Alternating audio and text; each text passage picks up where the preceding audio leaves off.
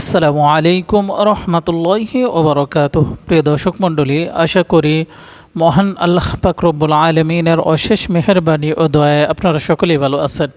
প্রিয় দর্শক মণ্ডলী, আজকে আলোচনা করব অত্যন্ত আমূলী ও গুরুত্বপূর্ণ একটি বিষয় নিয়ে।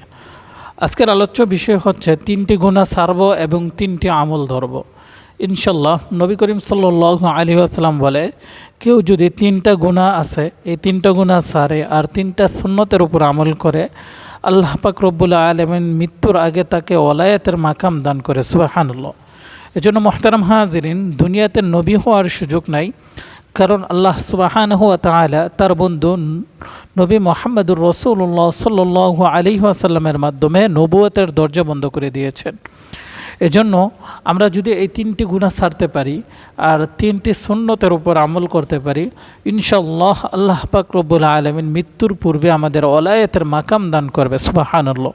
এজন্য মুহতারাম হাজিরিন, আমরা সকলে এই 3টি গুনাহ থেকে বেঁচে থাকার চেষ্টা করব।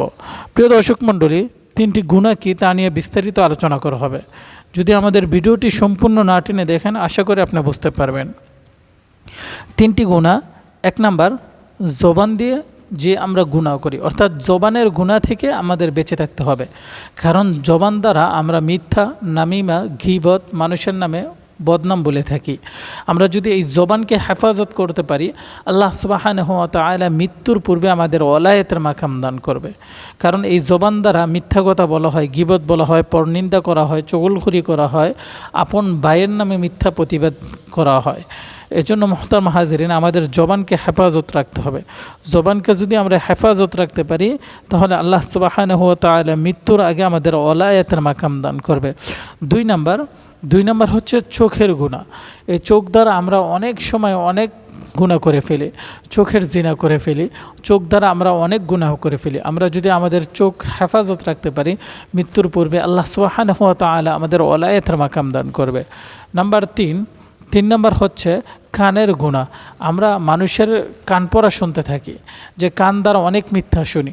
আমরা যদি আমাদের কানকে হেফাজত করি, মিথ্যা কথা না শুনি, ইনশাআল্লাহ আল্লাহ পাক রব্বুল আলামিন মৃত্যুর পূর্বে আমাদের ওলায়াতের মাকাম দান করবে। প্রিয় দর্শক মণ্ডলী, প্রথম আমাদের এই 3টি গুনাহ ছাড়তে হবে। 1 নাম্বার হচ্ছে জবানের গুনাহ ছাড়তে হবে, চোখের গুনাহ ছাড়তে হবে, কানের গুনাহ ছাড়তে হবে।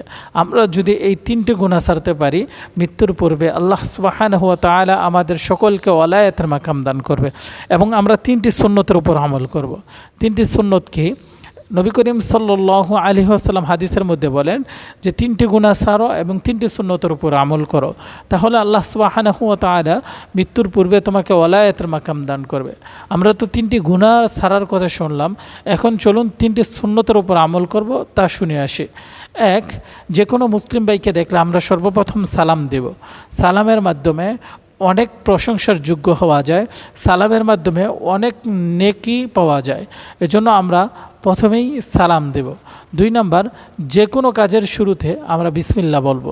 একটা কাজ করব, কাজের শুরুতে আমরা বিসমিল্লাহ বলে শুরু করব, তাহলে আল্লাহ পাক রব্বুল আলামিন আমাদের সকল কাজে বরকত দান করবে। 3 নাম্বার, ভালো কাজ আমরা ডান দিক থেকে প্রাধান্য দিব এবং খারাপ কাজ বাম দিক থেকে প্রাধান্য দিব। এই 3টি সুন্নতের উপর আমল করব। 1, কোনো বাইকে দেখলে সালাম দিব। 2, সমস্ত কাজের শুরুতে বিসমিল্লাহ বলবো। 3, ভালো কাজ ডান দিক থেকে শুরু করব এবং খারাপ কাজ বাম দিক থেকে শুরু করব।